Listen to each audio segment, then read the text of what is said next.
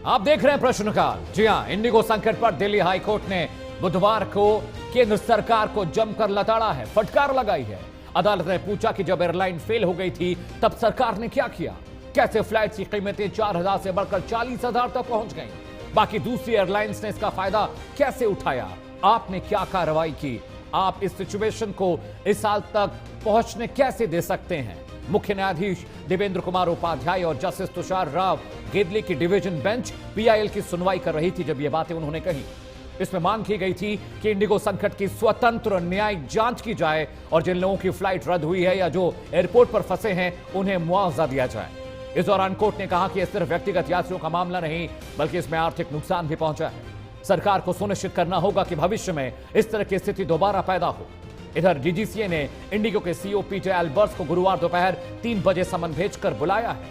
उनसे सवाल जवाब किए जाएंगे। इंडिगो संकट को लेकर अब डीजीसीए भी केंद्र सरकार की जांच के रडार पर आ गया है। नागरिक उड्डयन मंत्री राम मोहन नायडू ने कहा, इंडिगो की गड़बड़ी सिर्फ एयरलाइन तक ही सीमित नहीं बल्कि डीजीसीए के कामकाज पर भी सवाल खड़े करती है।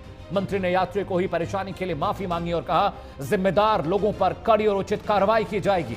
मंत्री ने कहा कि इंडिगो का यह बड़ा फेलियर सामान्य गलती नहीं है बल्कि इसमें जानबूझकर हुई लापरवाही के संकेत मिल रहे हैं। उन्होंने बताया कि सरकार ये जांच कर रही है कि आखिर ऐसा संकट उसी समय क्यों आया और ऑपरेशन होने के बावजूद हालात कैसे बिगड़े। सीईओ को हटाने के सवाल पर नायडू ने कहा कि जरूरत पड़ी तो उन्हें भी हटाया जाएगा, जो भी कानूनी कार्रवाई बनती है वो जरूर की जाएगी। नायडू ने यह भी कहा कि पिछले 7 दिनों से मैं लगातार मीटिंग कर रहा हूं और मुश्किल से सो पाया हूं क्योंकि फोकस सिर्फ यात्रियों की परेशानी दूर करने पर है। सबसे पहले इंडिगो के सीए पीटर एल्बर्ट्स को सुनिए, उनकी सफाई सुनिए, उसके बाद प्रश्नकाल की शुरुआत करेंगे। Ladies and gentlemen, dear customers, I'm Peter Elbers, the CEO of Indigo. Following our earlier communications, today I'm here to share that your airline, Indigo, is back on its feet and our operations are stable. We've let you down when a major operational disruption happened, and we're sorry for that. The beauty of air travel is that it brings together people, emotions, ambitions, and aspiration. And we know that you were traveling for various reasons. Thousands of you could not travel, and we are profusely apologetic about that. While we cannot undo the cancellations, I want to reassure that ever since, our entire Indigo team has been working very hard. First and foremost for you, our valued customers. Initially, our first priority was to get all stranded and delayed customers safely to their destinations or back home. Then we started our refunds. No questions asked. तो हमने Peter Albert's की सफाई सुन ली। एक सफाई उन्हें कल भी देनी है जब वो सरकार के सामने पेश होंगे, डीजीसीए के सामने पेश होंगे। इसे लेकर राजनीतिक प्रतिक्रियाएं भी आई। सरकार को घेरा जा रहा है, अब वो भी सुन लीजिए। हैरान हूं इस बात को लेकर कि हाई कोर्ट को हस्तक्षेप क्यों करना पड़ रहा है।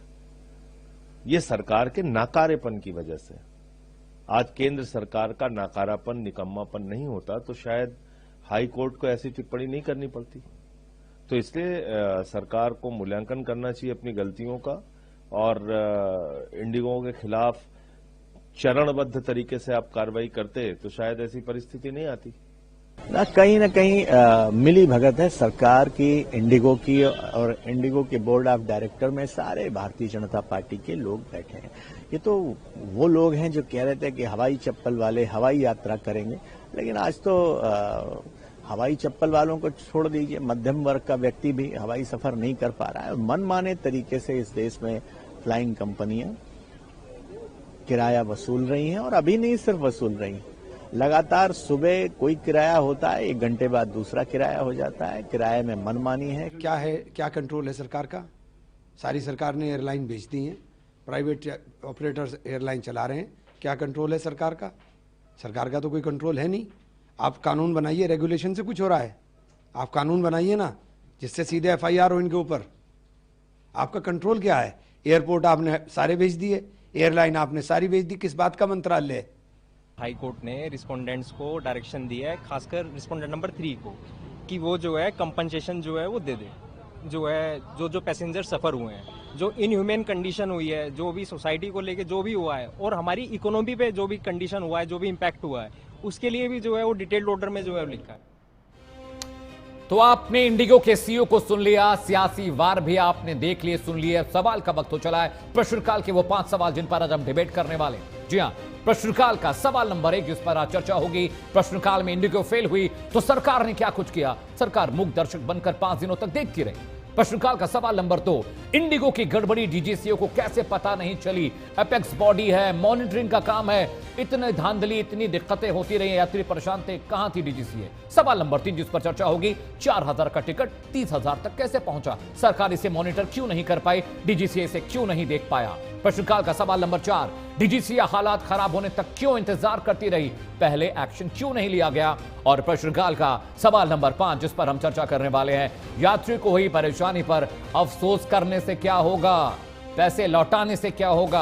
क्या वो वक्त लौटा पाएगी सरकार? वो दिक्कतें जो यात्रियों ने झेली, क्या पैसा देने से वो पूरा हो जाएगा? एक बड़ा पैनल मेरे साथ जुड़ा है प्रश्नकाल में। अगले घंटे लगातार इन तमाम सवालों के जवाब हम पूछेंगे, समझेंगे और जानेंगे कि आखिर सरकार से कहां चूक हुई। स्वागत कीजिए आर के मिश्रा साहब का, प्रवक्ता है भारतीय जनता पार्टी के। मिश्रा जी, बहुत बहुत स्वागत है प्रश्नकाल में आपका। इसके अलावा मेरे साथ एस के दुबे जी हैं, प्रवक्ता हैं समाजवादी पार्टी के, उनका भी बहुत बहुत स्वागत है। उज्जवल पाठक मेरे साथ हैं, प्रवक्ता हैं कांग्रेस पार्टी के, कांग्रेस का पक्ष रख रहे हैं, आपका बहुत बहुत स्वागत है। और ग्रुप कैप्टन यूके देवनाथ मेरे साथ हैं, is x personal aviation expert हैं। सर, बहुत बहुत स्वागत है आपका कार्यक्रम में प्रश्नकाल में। सबसे पहला सवाल मैं आर के मिश्रा जी से पूछूंगा, बीजेपी का पक्ष रखने के लिए बैठे हैं। सरकार उनकी है, डीजीसीए उनका है, एविएशन मिनिस्ट्री उनकी है। मिश्रा जी, 7 दिनों तक क्योस मचा रहा, ना तो नायडू साहब ने सुध ली, ना तो डीजीसीए को यह ख्याल आया कि भाई जैसे ही कोई प्रॉब्लम एविएशन सेक्टर में होती है, बहुत सारे फिल्टर्स होते हैं जो 1 सेकंड के अंदर पता चल जाता है कि अमुक फ्लाइट, अमुक एयरलाइन जिसके भी अधीन काम कर रही है वो ठीक से यात्रियों को सर्विसेज नहीं दे रही है।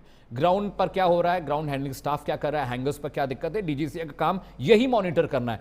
5 दिन तक एयरपोर्ट पर क्योस मचा रहा, डीजीसीए सोया रहा, नायडू साहब आते हैं, प्रेस कॉन्फ्रेंस करते हैं, बहुत देर नहीं लगा दी हुजूर आते आते, यात्री मर भी गए, रोते बिलखते रहे, भूखे रहे, बहुत देर से सुधाई आपको।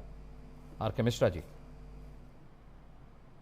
अमित जी, देखिए, निश्चित तौर पर कहीं ना कहीं प्रथम दृष्टिया ऐसा लग रहा है क्योंकि कहीं ना कहीं लापरवाही हुई है, और हम इसको एक्सेप्ट करने में कोई संकोच इसलिए नहीं करेंगे क्योंकि हमारा काम ही है जो इसको बेहतर तरीके से, यात्रियों को बेहतर तरीके से उनको सेवा करना और सेवा उनको प्रदान करना। जी देखा होगा जो कि ये तो बहुत अच्छी बात है जो कि हमारे आदरणीय मंत्री साहब राम मोहन नायडू जी, उन्होंने विशेष करके उन्होंने माफी भी मांगी है। उन्होंने कहा है यात्रियों को जो परेशानी हुई है उसके लिए माफी चाहता हूं, और डीजीसीए जिसके अंदर में ये पूरा ही व्यवस्था होती है वो कहीं ना कहीं मुझे लगता है जो कि लापरवाही के घेरे में वो भी है। उन्होंने एक्सेप्ट किया है इस चीज को, अच्छी बात है। मैं तो कह रहा हूं जो ये तो बहुत अच्छी बात है, और ये कहते हैं गुड गवर्नेंस की जो ट्रांसपेरेंसी है वो कहीं ना कहीं दिखाती है।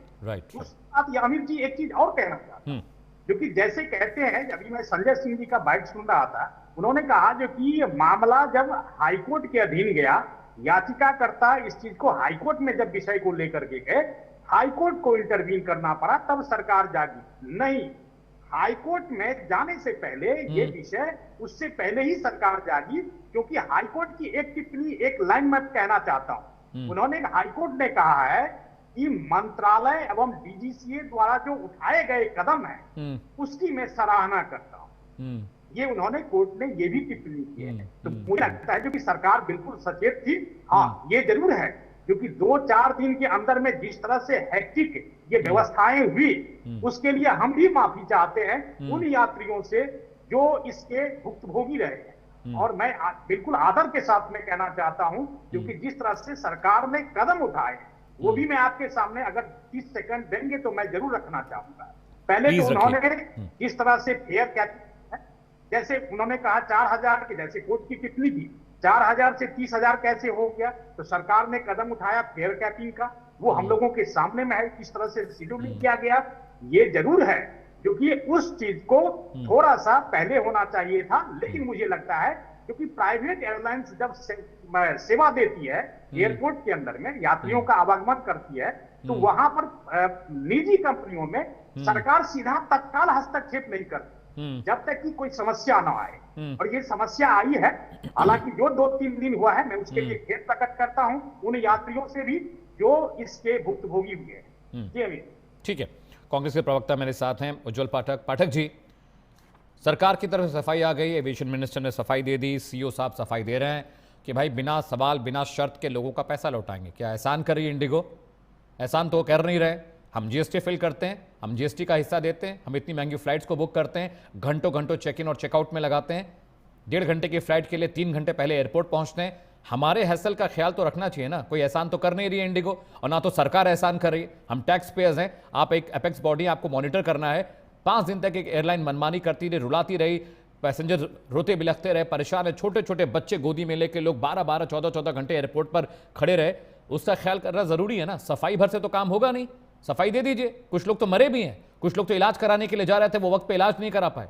बहुत सारे लोग अपॉइंटमेंट लेटर लेके पहुंचे थे ऑफिस ज्वाइन करने के लिए, नौकरी ज्वाइन करने के लिए, वो लोग नहीं पहुंच पाए। बहुत सारे परिवार शादियों में जाना था, फंक्शन में जाना था, नहीं जा पाए। सॉरी बोलने से, पैसा लौटाने से क्या इसकी पूर्ति हो जाएगी क्या? उज्जवल पाठक। देखिए अमित जी, सिविल एविएशन हो, रेलवे हो, या कोई भी पब्लिक इंटरेस्ट का क्षेत्र हो, इंफ्रास्ट्रक्चर का क्षेत्र हो, अब ये सिविल एविएशन है या रेलवे, ये सब एक तरीके से पब्लिक इंफ्रास्ट्रक्चर है। राइट। और ये जनता को सुविधाएं देने और सुरक्षित आवागमन को सुनिश्चित करना इनकी प्राथमिकता होती है। राइट। और समयबद्ध तरीके से, समय की सीमा के भीतर। इसीलिए जनता टैक्स देती है, मेहनत करती है, अपनी कमाई का एक बड़ा हिस्सा सरकार को देती है, जिससे सरकार व्यापक रूप से जनता के हित में कार्य कर सके। परंतु आप ये देखिए, इंडिगो में ये जो समस्या आई, इसके पीछे का कारण तकनीकी हो सकता है, वो एक कारण है। मंत्री जी ने जवाब दिया, एक बात अलग है। इंडिगो के सीईओ ने सफाई दी, ये सब फॉर्मेलिटीज हैं, औपचारिकताएं हैं। मेन मुद्दा यह है कि आपने किस प्रकार से सिविल एविएशन को बेच करके उसको जनता के हित से दूर कर दिया। अब आप ये बताइए, आप सिविल एविएशन को प्राइवेट हाथों में दिए हुए हैं, आपने सिविल एविएशन को पूरा मार्केट बना दिया, आपने बाजार बना दिया कि भाई फलाने चीज की डिमांड है और वो चीज मार्केट में अवेलेबल नहीं है, जो दूसरे बेचने वाले लोग हैं उसको मनमाने दाम पर बेच रहे हैं। वही हाल आपने सिविल एविएशन का कर दिया। भाई टिकट 1-1 लाख रुपए की टिकट बिक रही थी, 99-99 हजार रुपए की टिकट बिक रही थी। लखनऊ से कानपुर, दिल्ली, बेंगलोर, यहाँ पर देखिए 99-99 हजार रुपए की टिकट थी। तो आपने तो सिविल एविएशन को जो एक तरीके से पब्लिक इंफ्रास्ट्रक्चर है, जो जनता के हित में कार्य के लिए संस्थाएं बनी हैं, आपने उनको मार्केट बना दिया। भाई इसका रेगुलेशन कौन करेगा? इस पर बात कौन करेगा? आप यह बताइए। मेन मुद्दा यह है, जब तक सरकार इनको पूर्णतः पीएसयूज नहीं बनाती है, इसमें योग्य लोगों को भर्ती नहीं करती है, सरकारी मानकों के अनुसार इसमें इंजीनियर्स वगैरह नहीं आते हैं, तब तक ये समस्याएं देश की जनता के सामने बनी रहेंगी। ठीक है पाठक जी, पॉइंट टेकन पाठक जी। ठीक है उज्जवल जी, point taken. SK Dubey ji के पास आ रहा हूं। रेलवेज को बेच देंगे तो कल रेलवेज में यही हाल होगा। ठीक है, एसके दुबे बताइए, कल आप रेलवे को बेच देंगे, आपने पूरे विभागों में आउटसोर्सिंग कर दिया है। आज उत्तर प्रदेश परिवहन पूरा आउटसोर्सिंग पे चल रहा है। आज उत्तर प्रदेश परिवहन का यही हाल है। ठीक है Ujjwal Pathak, I have taken your point sir, I have understood. मैं समझ गया हूं आपका पक्ष में समझ गया। उज्जवल जी 10 सेकंड। हाँ, बात पूरी कर लीजिए बात। अमित जी बस 10 सेकंड मांग, प्लीज। देखिए, एविएशन तो केवल जनता का एक छोटा सा हिस्सा यूज करता है, परंतु परिवहन और रेलवे, इसको भी सरकार बेचने पर लगी हुई है, प्राइवेट हाथों में देने में लगी है। तो आप समझिए कितनी व्यापक स्तर पर जनता को समस्या का सामना करना पड़ सकता है। तो सरकार को अपनी मंशा और नियत सुधारने की आवश्यकता है, तब स्थायी रूप से। ठीक है, बेहतर है। एसके दुबे जी मेरे साथ हैं, प्रवक्ता हैं समाजवादी पार्टी के। दुबे जी, टेक्निकल खामियां थी, टेक्निकल दिक्कत थी, मॉनिटरिंग का इशू था, क्रू जो चार्ट होता है जिसको FDTL कहते हैं, जिस पर ड्यूटी चार्ट लगता है कि हफ्ते में आपको 24-25 घंटे का रेस्ट चाहिए, 2 वीकली ऑफ मिलते हैं, 3 सेक्टर से ज़्यादा एयरपोर्ट पर पायलट्स फ्लाई नहीं कर सकते, इंटरनेशनल सेक्टर्स आप 2 मैक्सिमम कर सकते हैं, क्रू को रोटेट करना होता है, अर्ली मॉर्निंग शिफ्ट होती है, विंटर आ जाते हैं, जब ठंडियाँ आती है, विंटर सेशन जब शुरू होता है, सिर्फ पार्लियामेंट का विंटर सेशन नहीं होता, एयरपोर्ट्स के लिए, फ्लाइट्स के लिए भी होता है, तो वहाँ पर ड्यूटी चार्ट में थोड़ी तब्दीलियाँ आती हैं। लेकिन ये फेल्योर है, सिस्टम का भी फेल्योर है, ये सरकार का भी फेल्योर है। DGCA जैसी संस्था अगर इस तरह से मॉनिटरिंग कर रही है तो आने वाले वक्त में तो फिर ये 5 दिन के बाद पता चला कि फेल्योर क्या है, प्रॉब्लम क्या है, कल को बाकी एयरलाइंस भी ये करेंगी। एसके दुबे। अमित जी, मैं आपको सबसे पहले एक चीज बताना चाहता हूँ कि ये सरकार जो है वो सरकार नहीं है, ये व्यापारी है। ये व्यापार करते हैं, करने के लिए यहाँ बैठे हैं। इसका उदाहरण मैं प्रॉपर दूंगा आपको। सिविल ये हवाई जहाज की तो बात हम बात देवनाथ सर, मैं आपके पास आ रहा हूँ बस इनके जवाब के बाद। आवाज स्टार्टिंग हम करते हैं। हाँ। आपने कभी सुना है किसी देश में कि प्रीमियम चार्ज लगेगा? रेलवे से स्टार्ट करते हैं। रेलवे बेसिक चीज है, हर जनता चाहे गरीब हो अमीर हो उससे सफर करता है। आप देखिए स्पेशल के नाम पर स्पेशल ट्रेन, इनके भाड़े देखिए, नॉर्मल ट्रेन से 1.5 गुना भाड़ा ये लोग ले रहे हैं। इन्होंने व्यापार बना दिया। ये पैसे के लिए अपने बाप को भी बदलने में हिचकिचाहट नहीं करेंगे। मैं बहुत सख्त बात कह रहा हूँ। इनको अगर पैसे दिखाई दे तो ये बाप का भी नाम बदल के दूसरा बात बता देंगे कि ये मेरा बाप नहीं है, ये मेरा बाप है। दुबे जी, व्यक्तिगत टिप्पणी नहीं, डिबेट बहुत अच्छी चली sir. Let's make it a good debate. Dubey ji, no पिता पुत्र माता, अब डिग्री पे आ जाएंगे, फिर ब्रिटेन चले जाएंगे, फिर हम इटली भी चले जाएंगे। तो बहुत उन सब पक्षों को छोड़ दीजिए, फिर हम नेताजी पे भी जाएंगे। लड़कों से गलतियां हो जाती हैं, फिर वो भी डिस्कस होने लगा। डिबेट बिल्कुल डिरेल हो जाएगी सर। हाँ दुबे जी, नहीं मैं सरकार की बात कर रहा हूँ, सरकार की। मैं किसी व्यक्तिगत के लिए यहाँ नहीं कर रहा हूँ। पॉइंट पे दुबे जी, पॉइंट पे। मेरा सिस्टम ही नहीं है। अरे सरकार का पिता कौन है? तो सरकार का पिता कौन है दुबे जी? सरकार का पिता कौन है? Let's stick to a topic sir. बहुत गंभीर सर, बहुत गंभीर विषय है एस के दुबे जी, बहुत गंभीर विषय है एस के दुबे जी, बहुत गंभीर विषय है, बहुत गंभीर विषय है, उस पर रहिए। मैंने सुनिए, अरे सुनिए, इसमें भी मैंने आरटीआई करके जवाब मांगा, आज तक जवाब नहीं आया है कि भैया आप स्पेशल क्यों चला रहे हो इसको। कौन सी चीज? कोरोना काल खत्म हो गया है। बताइए, जिस आदमी ने, जिस सरकार ने कोरोना जैसी भयंकर बीमारी में स्पेशल ट्रेन से डबल चार्ज वसूल किया हो, ऐसी संवेदनहीन सरकार, इस पे तो लानत है, लानत है। तो ये तो हवाई जहाज की यात्रा है, इनने अगर ये काम कर दिया तो कोई बड़ा काम नहीं किया।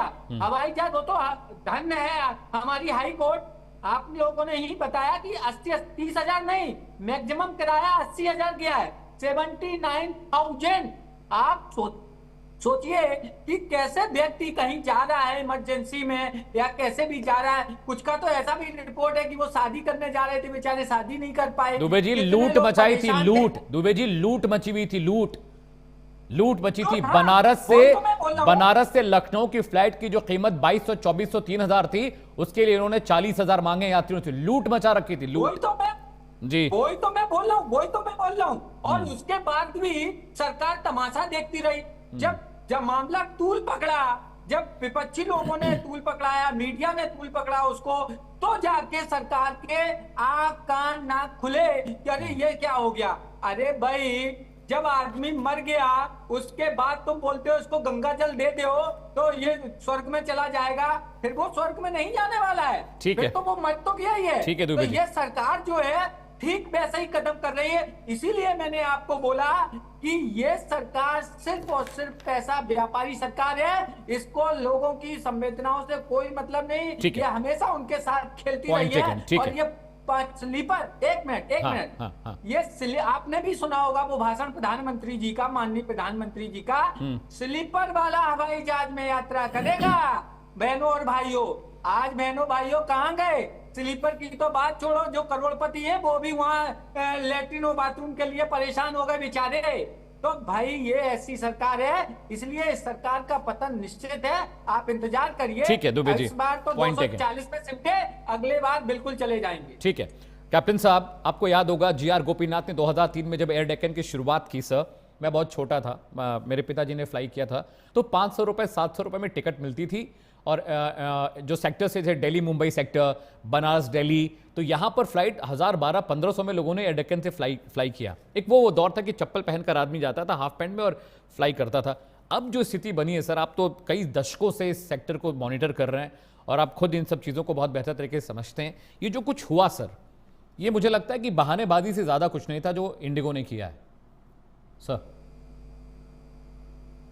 अमित जी, इंडिगो को, सब एयरलाइंस को बहुत ज़्यादा समय दिया गया था अपनी जो ऑपरेशंस हैं, खासतौर से पायलट की जो शॉर्टेज है उसको, कमियों को पूरा करने के लिए जी।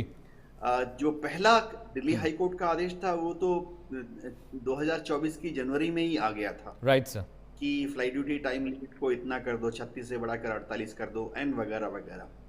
उसके बाद उनको 2 चरणों में पायलट्स की जो ड्यूटी रोस्टर थी उसको इम्प्रूव करने का मौका दिया गया था। एक शुरुआती दौर में जनवरी से जुलाई, और देख लीजिए जुलाई से लेके 1 नवंबर तक फिर उनको मौका मिला। 1 नवंबर से सेकंड चरण में फिर से उनको ट्रिमिंग करने का मौका दिया, यानी फाइनल टचेस कर दें। दिक्कत ये आ रही है कि कई एयरलाइन, जैसे मैं एयर इंडिया का नाम ही ले लेता हूँ, वह थोड़ा ज्यादा सजग थे। उन्होंने तुरंत क्या किया, अपने पायलट्स की संख्या बढ़ा दी। पिछले साल समझिए उनके, मैं सरकारी डेटा दे रहा हूँ मोर और लेस, पिछले साल अगर एयर इंडिया में पायलट्स की संख्या 3400 थी, तो इस साल उसको उन्होंने करीबन करीबन डबल कर दिया, बढ़ाकर 6300 कर दिया। Right sir. लेकिन इसी दौरान इंडिगो ने एफिशिएंसी और बहुत वेफर थिन प्रॉफिट मार्जिन का बहाना देते हुए इंडिगो ने क्या किया कि अपनी पायलट्स की संख्या को आस्ते आस्ते, फिर से मैं सरकारी आंकड़े दे रहा हूँ रफली, इंडिगो के जो पायलट्स की संख्या थी वो 5600 से कम होके 5200 हो गई। Right sir. जबकि देखिए इंडिगो के पास 65% फ्लाइट्स हैं और एयर इंडिया के पास महज कोई 25% या 30% फ्लाइट्स हैं। Right sir. अब हो क्या रहा था, वो ये रहा था कि देखिए कोई भी एयरलाइन तो एक व्यापारिक संस्था है, प्रॉफिट मार्जिन पर काम कर रही है, तो कोई ऐसी बॉडी होनी चाहिए जो कि उसको ये आकलन करे कि वो एफिशिएंटली काम कर रही है कि नहीं, और जो प्रॉफिट मार्जिन है क्या वह रीजनेबल है या नहीं। Right sir. डीजीसीए इस तरह से एयरलाइंस के ऊपर या दूसरी जो संस्थाएं हैं, एयरपोर्ट अथॉरिटी ऑफ इंडिया, अलग अलग फ्लाइट ट्रेनिंग इंस्टीट्यूट, डीजीसीए उनको मॉनिटर करता है। Right sir. तो डीजीसीए में एक दिक्कत है, मैं आपको बताता हूँ। डीजीसीए में जितने टॉप लेवल ऑफिसर्स हैं वो शायद ना तो पायलट हैं ना ही एविएशन बैकग्राउंड से आते हैं। Right sir.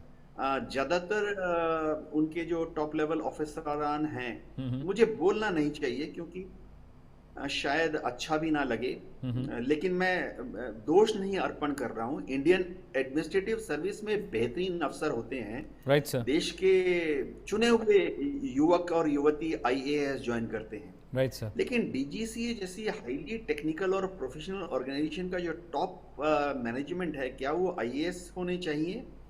मैं आईएएस की बुराई नहीं कर रहा हूँ। Right sir. देश ने जो प्रगति की आज तक, उसमें बहुत बड़ा योगदान आईएएस का रहा है। लेकिन डीजीसीए में जो काम है इतना ज्यादा टेक्निकल होता है कि मेरे ख्याल से समय आ गया है कि हम भारत सरकार को ये निर्णय, मिनिस्ट्री ऑफ सिविल एविएशन को निर्णय लेना पड़ेगा कि वहां पर टॉप लेवल मैनेजमेंट जो है प्रोफेशनल बैकग्राउंड से आए। Right sir. अब कीमतों की बात हो रही थी, देखिए इसमें कोई शक नहीं है कि कीमतों का जो मामला है वो मिनिस्ट्रियल लेवल पर मॉनिटर होना चाहिए। डीजीसीए में एक्सपर्टीज भी नहीं है और सबसे बड़ी बात है शायद वो मंशा, इच्छा भी नहीं होगी कि वो एयरलाइंस के प्रॉफिट को कुतर दे। क्योंकि डीजीसीए का काम है एयरलाइंस को बढ़ावा देना, डीजीसीए का काम है एयरलाइंस को ग्रोथ में हेल्प मदद करना। तो कुतरने का काम मिनिस्ट्री कर सकती है। तो शायद इस मिनिस्ट्री ऑफ सिविल नागरिक उड्डयन मंत्रालय का काम है प्राइस की तरफ नजर रखना। तो 2-3 थंब रूल हैं, पर किलोमीटर कितना खर्चा होता है, पर घंटे कितना खर्चा होता है। इन थंब रूल के ऊपर लगाकर आप कोई भी ऑर्गेनाइजेशन जो है बोलती है ठीक है उस पर आप 10% प्रॉफिट ले लीजिए, 8% प्रॉफिट लीजिए, 12% प्रॉफिट ले लीजिए। इस तरह की एक कार्यप्रणाली शुरुआती दौर से दुनिया के काफी देशों में, देखिए अमेरिका में FAA होता है, फेडरल एविएशन अथॉरिटी, राइट, और वहां जो टिकट की प्राइस है वहां पे भी ये ओला उबर वाला कॉन्सेप्ट है कि आप पीक आवर्स में फ्लाइट टिकट बढ़ा सकते हैं, लेकिन अपर लिमिट में एक सिस्टमेटिक ट्रिगर लगा हुआ है, वो ब्रेक हो जाता है। सिमिलरली इंग्लैंड में CAA है, उनकी civil aviation authority, Ryanair का फेलियर हुआ था आज से 20 साल पहले। Right sir. तो उससे सीखते हुए उन्होंने भी कुछ चीजें की थी। एक तो हर एयरलाइन को ब्यौरा देना पड़ता है कि टोटल हवाई जहाज कितने हैं। इंडिगो के पास 400 से ज्यादा, टोटल पायलट कितने हैं इंडिगो के पास? समझिए पायलट्स की संख्या 5,000 है। Right sir. अब उनसे शेड्यूल मांगकर ये देखा जाता है कि क्रू रोस्टर सिस्टम जब बनता है, क्या रोस्टर सिस्टम में एक बैकअप अवेलेबल है, क्या एक रिजर्व कैपेसिटी अवेलेबल है? तो ये अब बैकअप सिस्टम जो है एक्सपेंसिव है, जाहिर बात है। वो यूटिलाइजेशन रेट में वो प्रॉफिट जनरेटिंग नहीं। अगर एक जहाज उड़ रहा है उसके लिए आपने 4 सेट ऑफ रखे हुए हैं, तो 5वां सेट अगर आप रखते हैं मालिक के लिए, वो एक अनप्रोडक्टिव इनपुट है। तो मालिक को कौन बाध्य करेगा? डीजीसीए भी शायद नहीं कर सकता, क्योंकि डीजीसीए ज्यादातर टेक्निकल मामलों में ही उलझा रहता है, ऑपरेशन मामलों में उलझा रहता है। प्रॉफिट एंड लॉस, जो कि एयरलाइन के जिंदा रहने की क्षमता को आकलन करती है, राइट सर, वो मिनिस्ट्री के हाथ में है। राइट सर जी, ठीक है sir. I am going for a short break. और आर.के. मिश्रा जी मेरे साथ बने हुए हैं, बीजेपी प्रवक्ता हैं। दुबे जी मेरे साथ है, समाजवादी पार्टी का पक्ष रख रहे हैं। उज्जवल पाठक हैं, is a young spokes person from Congress, वो भी मेरे साथ है। और ग्रुप कैप्टन यूके देवनाथ भी लगातार एक्सपर्टाइज अपना जो हमें बता रहे, समझा रहे हैं। प्रश्नकाल में वक्त एक ब्रेक का है, लेकिन ब्रेक के दूसरे हिस्से में जब हम लौटेंगे प्रश्नकाल के दूसरे हिस्से में, तो ये जानने समझने की कोशिश करेंगे कि दोबारा ये क्राइसिस ना हो, उसके लिए सरकार, डीजीसीए क्या कुछ कर रही है। छोटा सा ब्रेक ले रहे हैं प्रश्नकाल में, जल्द लौटते हैं दूसरे हिस्से में और सवालों के साथ और प्रश्नों के साथ।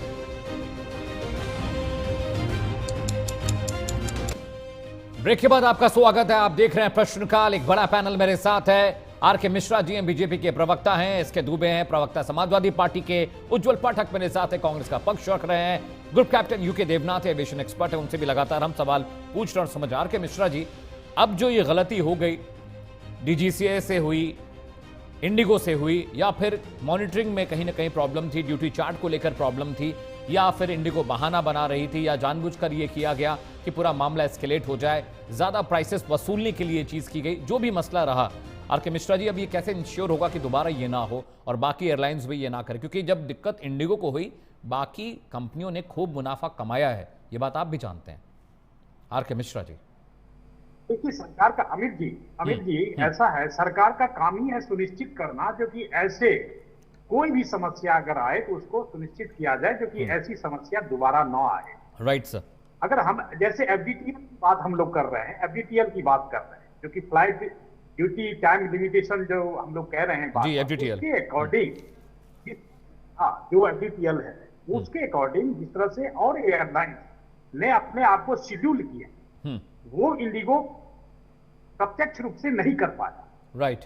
अब इसमें फ्लाइट का जो शेड्यूल था, या फ्लाइट ज्यादा था, या पता नहीं क्या वजह हो सकता है, जैसे देवनाथ जी इस चीज को, इसके ऊपर में प्रकाश डाल सकते हैं, कहां पे भी कमी हुई है और वो उस चीज को मॉनिटर करने के लिए जो डीजीसीए है वो कहां पे उससे चूक हुई। निश्चित तौर पर इसको जांच के अंदर में लाया गया है और ये जांच तो होगा ही होगा, और जो भी अधिकारी इसमें दोषी पाए जाएंगे उनको बिल्कुल सुनिश्चित की जाएगी जो कि इसके ऊपर में क्या कार्रवाई है। दूसरी चीज मैं यहां पर यह कहना चाहता हूं, जो कि सरकार जिस तरह से इसके ऊपर में एक्शन ली है, जैसे कठोर निर्णय भी लिए गए हैं, जैसे उनके फ्लाइट में 10% की कटौती की गई है, सारे रिफंड जो है उनको दिए जाने हैं। मुझे लगता है 800, जैसे जहां तक हमारा डाटा है 827 करोड़ के आसपास करीब रिफंड दे दिया जा चुका है। साथ ही साथ जो लगेज है वो लगेज को भी सुनिश्चित किया जा रहा है, जो कि उनके घर तक उस लगेज को कैसे पहुंचाया जाए ये सरकार ने सुनिश्चित किया है। और आगे भविष्य में इसके ऊपर में किस तरह से इसका विजन क्या होगा, इसको किस तरह से मॉनिटर करना है, डीजीसीए को किस तरह से इसको हैंडल करना है, कैसे मॉनिटरिंग करनी है, इसके ऊपर में बिल्कुल एक खाका तैयार है। और मुझे लगता है जो कि आगे आने वाले समय में ये जरूर है जो कि ये 2-4 दिन का जिस तरह से इस तरह का जो यहाँ पर शेड्यूल आया, यात्रियों को दिक्कत आई, ये हम सब भिज्ञ हैं, इससे कहीं कोई दिक्कत नहीं है। लेकिन सरकार का काम ही है सुनिश्चित करना जो कि ऐसी समस्याएं दोबारा ना आए, ये हम लोग सुनिश्चित करने के लिए उसके ऊपर में काम करें। ठीक है, एस.के. दुबे जी के पास जा रहा हूँ, समाजवादी पार्टी के प्रवक्ता हैं। एस.के. दुबे जी, जरा इमेजिन करिए कि जो एविएशन मिनिस्टर नायडू साहब है वो कहीं बहुत ज़रूरी काम के लिए निकले और उनका लगेज उनसे ले लिया जाए और उनको बोला जाए कि आपका लगेज 1 हफ्ते बाद आपको दिया जाएगा। जरा सोचिए कि कैबिनेट मिनिस्टर जो भारत सरकार में वो कहीं फ्लाई कर रहे हैं और अचानक से उन्हें बोला जाए कि भाई आपके ज़रूरी कागजात, आपकी फाइलें, आपकी कपड़े, आपकी किताबें 7 दिन के लिए आपको नहीं मिलेंगी और आप यहाँ पर बैठकर इंतज़ार करिए 10 दिन तक, और जब हमारा मन होगा, जब एयरलाइंस का मन होगा तो हम सामान पहुँचाएंगे। जरा इमेजिन करिए कि अमित शाह जी या प्रधानमंत्री नरेंद्र मोदी जी के साथ ये घटना घट जाती कि वो विदेश यात्रा पर जा रहे हैं और वहाँ पर 1 हफ्ते के लिए उनका सामान लॉक हो जाए। जरा इमेजिन करिए, तब भी क्या सरकार इसी तरह से सफाई देती, यही बातें करती? क्योंकि सामान्य आदमी की बात है, इसलिए सफाई का दौर चल रहा है। दुबे जी। अमित जी, आपने शायद वो वीडियो देखा है कि नहीं देखा मुझे नहीं मालूम। एक वीडियो एक महिला का था, वो रो रही थी। हाँ, I've seen that video, sir. सामान दिला दो, हमें पैसा। हाँ, मैंने देखा था, I've seen that video. पैसा हमें मिले या ना मिले, पैसा इंपॉर्टेंट नहीं है, मेरा सामान इंपॉर्टेंट है, मेरे को सामान दे दो, मैं चली जाऊं। राइट। आप सोचिए, वो वेदना सोचिए, वो आदमी की वो समय सोचिए, वो कैसा समय उसके पास था कि वो सिर्फ अपना सामान मांग रही थी। मैं आपको एक चीज बताता हूँ, देखिए मैं क्यों बेर उसी चीज को बोलता हूँ कि ये व्यापारी हैं, इन्हें कुछ नहीं पड़ी।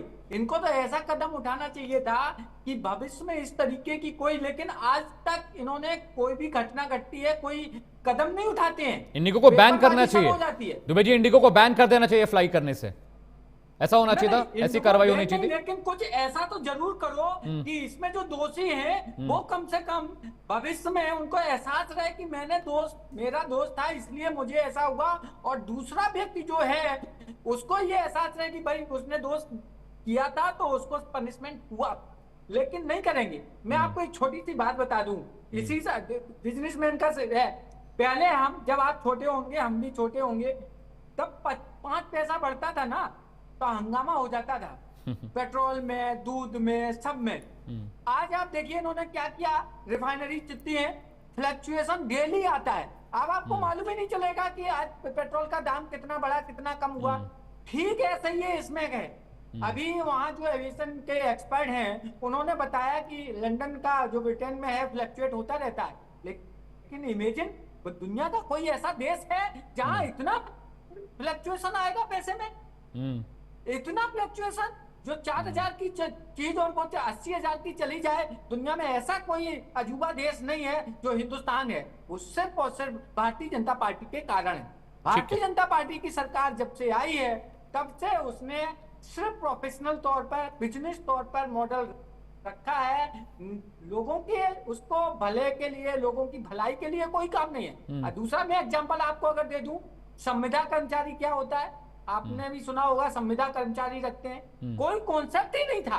गुजरात से स्टार्ट हुआ कि कॉन्सेप्ट आज पूरे हिंदुस्तान में लागू हो रहा है जहां भारतीय जनता पार्टी की सरकार है। तो इनके जो कुकृत हैं, ये हम इनको कुकृत बोलेंगे, जो कुकृत हैं यही इनके पतन का कारण बनेगा, चाहे तो फिर इंडिगो का मैटर हो या दूसरा हो। ठीक है कैप्टन साहब, एविएशन नॉर्म्स जो जितना मैंने स्टडी किया उसके अकॉर्डिंग ये जो घटना घटी है इंडिगो की, सरकार मैक्सिमम ये कर सकती है कि उन पर फाइन लगा सकती है, सरकार मैक्सिमम ये कर सकती है कि जो हर्जाना भरना यात्रियों को वो उसमें वो इंटरेस्ट ऐड करके कर सकते कि भाई जो परेशानियां हुआ, हाँ किसी ने अगर इन पर केस कर दिया, मेंटल हैरेसमेंट का केस कर दिया, फिजिकल हैरेसमेंट का केस कर दिया, तो उनको वो मुआवजा देना पड़ेगा। इससे अधिक तो कुछ नहीं हो सकता। ऐसा तो है नहीं कि 7 दिन तक यात्री परेशान रहे तो पीटर एल्बर्स को 7 दिन तक बंद कर देंगे जेल में। ऐसा तो नहीं है कि इंडिगो के जो डायरेक्टर्स हैं उन पर जुर्माना लगेगा। जुर्माना लगेगा तो कंपनी के फंड पर जुर्माना लगेगा, कंपनी के उस पर जो उनकी एक्सरसाइज है, जो उनका जो हैंगर्स हैं उनको बोला जाएगा भाई आप इतने दिन फ्लाई मत करिए या आपको ग्राउंडेड कर रहे हैं। इससे अधिक तो कुछ नहीं होने वाला है।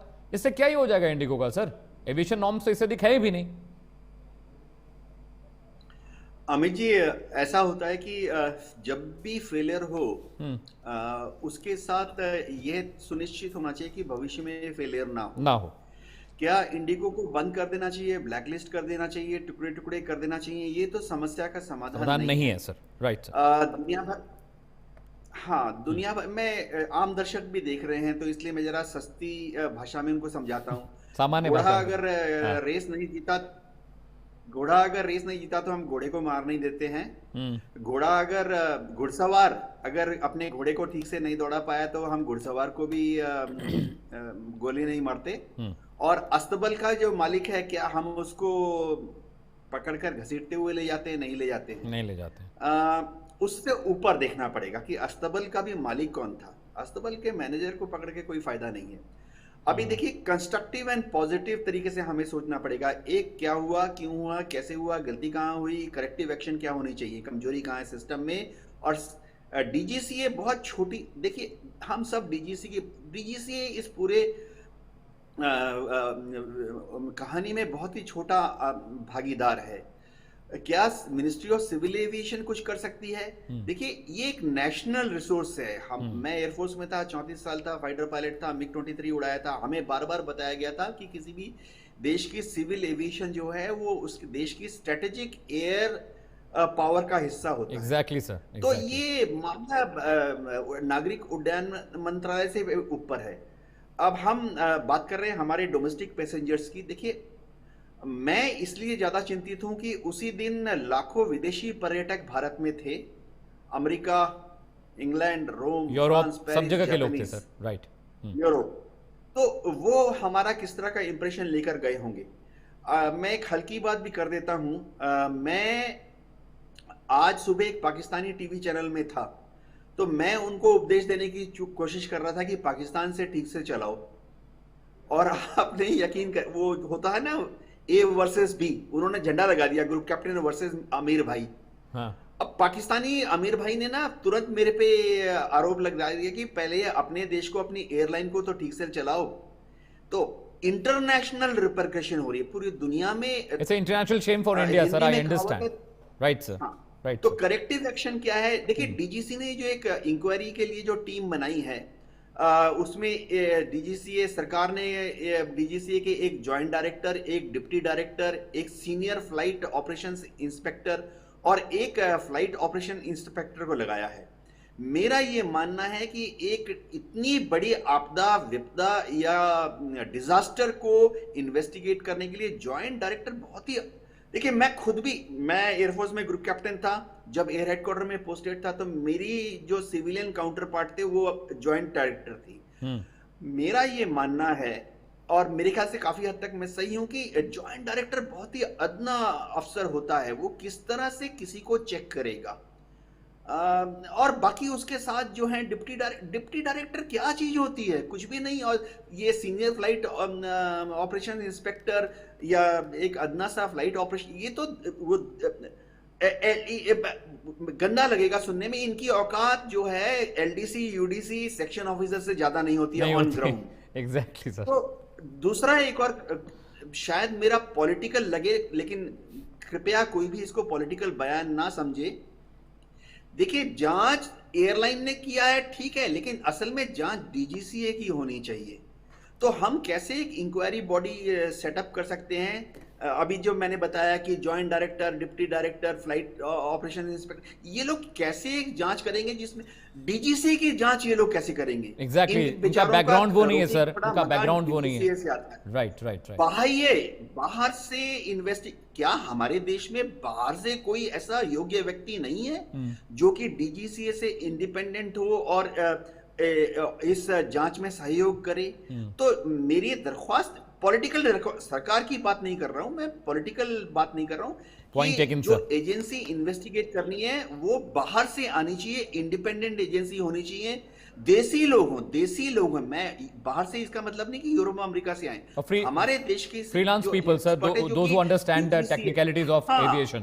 I understand. Right right. ठीक, उज्जवल पाठक मेरे पास, उसके बाद मैं क्लोजिंग कमेंट के लिए आर के मिश्रा जी के पास जाऊंगा, बीजेपी प्रवक्ता हैं।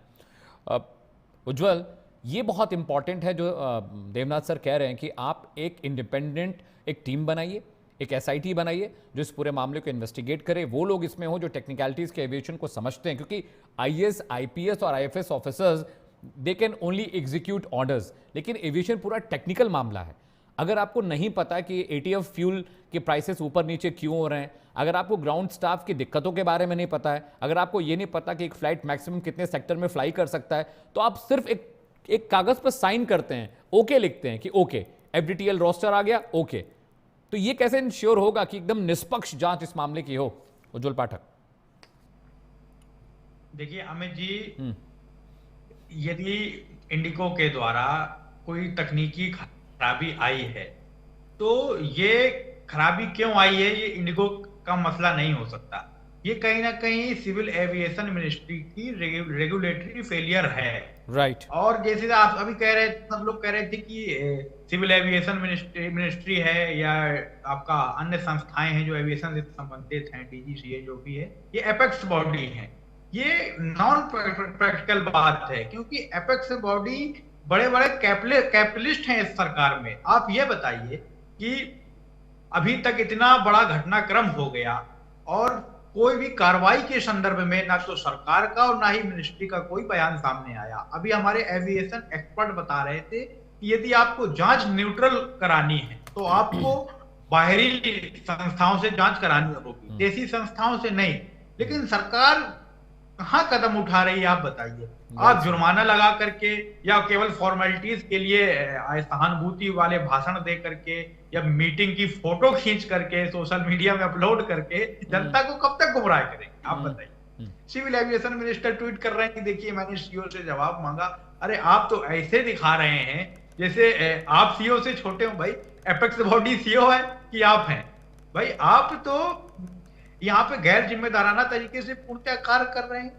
तब समस्या अमित जी यही है कि इन्होंने सरकारी संस्थाओं को नाममात्र बना दिया। पूरी शक्ति, पूरे संसाधन, क्षमता इन्होंने प्राइवेट निजी संस्थानों को दे दिए हैं। राइट पाठक जी, बताइए सिविल एविएशन हो या रेलवे, ये सब जनता की सेवा के क्षेत्र होते हैं। जनता की सेवा आप छोड़िए, जनता को परेशान करने के क्षेत्र बना दिए हैं आप लोगों ने। ठीक है पाठक जी, पॉइंट कह रहे हैं कि कोई ग्लोबल एविएशन नहीं, कोई ग्लोबल एविएशन इंस्टीट्यूशन से आप जांच करा लीजिए, चाहे वो यूएन से संबंधित हो, किसी संबंधित हो, आप ग्लोबल इंस्टीट्यूशन से जांच करा लीजिए, न्यूट्रली जांच हो जाएगी।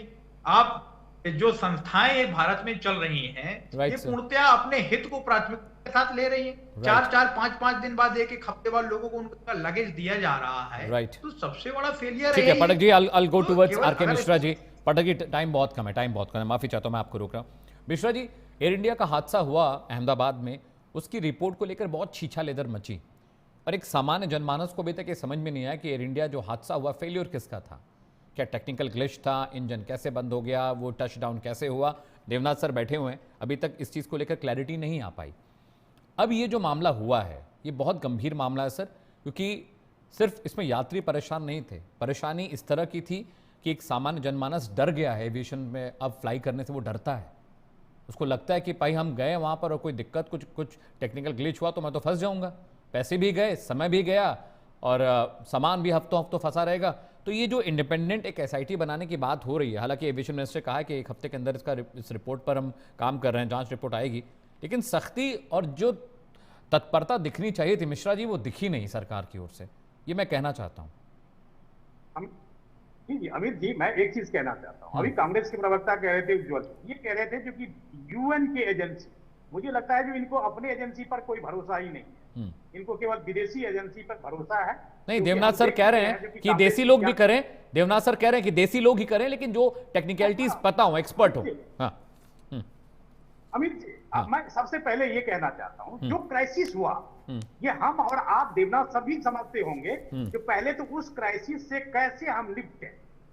सबसे पहले जो दिक्कतें हैं, जो समस्याएं हैं, उसका तत्काल समाधान हो, ये सबसे बड़ी बात है। सरकार की भी प्राथमिकता है, उसके बाद मंत्रालय की भी प्राथमिकता है। निश्चित तौर पर पहले उसका समाधान हो, फिर उसके बाद जो जांच का है, जांच करना है और उसके बाद उसको पनिश करना है। देखिए हर एक चीज का प्रोसेस होता है। सबसे पहले शोकॉज नोटिस जारी किया गया 6 दिसंबर को, क्यों न आपके ऊपर में कार्रवाई की जाए इस क्राइसिस के ऊपर में, तो तरीका होता है। पहले शोकॉज नोटिस जारी करिए, उसके बाद आपने जांच को आगे बढ़ाइए, जो दोषी है उसको पनिश करिए, ये सुनिश्चित करिए, ये जनता के अंदर में विश्वास होना चाहिए। लेकिन इनको क्या है, ये सीधा कहते हैं नहीं सीधा पनिश कर दीजिए, सरकार कोई दिखाई नहीं रही अपनी तत्परता। अरे भाई सरकार पूरी तत्परता दिखा रही है, सबका बैगेज अपने स्थान पर पहुंचे, इस तरह की जो क्राइसिस हुई है उसमें सबको रिफंड दिया जाए, मुआवजे की बात हो, या जिस तरह से कोर्ट ने भी कहा है, जो कि मंत्रालय और डीजीसीए द्वारा जो उठाए गए कदम है उसकी मैं सराहना करता हूं। संसद भी सचेत है, ये कोर्ट की टिप्पणी है। मुझे लगता है कि सरकार बहुत बेहतर तरीके से इस क्राइसिस को हैंडल कर रही है, आगे इस तरह की असुविधा न हो ये भी सुनिश्चित कर रही है। ठीक है मिश्रा जी, मेरे पास सिर्फ 1 मिनट बचा हुआ है। ठीक है, डन। कैप्टन साहब क्लोजिंग कमेंट, पाठक साहब आई एम वेरी सॉरी, समय नहीं बचा है। कैप्टन साहब एक क्लोजिंग कमेंट आप सम अप करिए पूरी डिबेट को सर। देखिए, मैं बहुत उम्मीद कर रहा हूं कि गवर्नमेंट एक स्ट्रेटेजिक डिसीजन लेगी। वो ये है कि कम से कम 2, 3 या 4 एयरलाइंस होनी चाहिए। तो शायद ऐसा कुछ कर सकते हैं कि सबसे बड़ी एयरलाइन वह ज्यादा से ज्यादा 25% देश का एयरलाइन बिजनेस का हिस्सेदारी करेगी। राइट। उसके बाद नंबर 2, नंबर 3, नंबर 4 को भी मौका दिया जाए। ऐसा करने से एक स्वस्थ कंपटीशन होगा। फिलहाल 65% मार्केट शेयर अगर है इंडिगो तो के पास है। हम बचपन में मोनोपोली खेलते थे जी। ठीक है Pathak ji, I am very sorry, time बिल्कुल नहीं बचा है। आप तमाम मेहमानों का बहुत बहुत शुक्रिया डिबेट पाने के लिए। आर के मिश्रा जी आपका भी बहुत बहुत शुक्रिया। एसके दुबे प्रवक्ता समाजवादी पार्टी, उनका बहुत शुक्रिया। ग्रुप कैप्टन यूके देवनाथ मेरे साथ थे, एमिशन एक्सपर्ट, उनका भी बहुत बहुत शुक्रिया। उज्जवल पाठक आपका भी बहुत बहुत शुक्रिया। देखिए जो बात मोनोपोली की कर रहे हैं कैप्टन साहब, वो मोनोपोली सच में इंडिगो की है और वर्कलोड डिस्ट्रीब्यूशन बहुत जरूरी है। साथ ही साथ अगर यात्री ज्यादा हैं तो उसके हिसाब से बाकी एयरलाइंस को भी यात्रियों को सर्व करने का मौका मिले। ये जो हुआ है दोबारा ना हो, इसकी जिम्मेदारी सरकार की है, डीजीसीए की है। प्रश्नकाल में रुकने छोटे से ब्रेक के लिए कहीं जाएगा।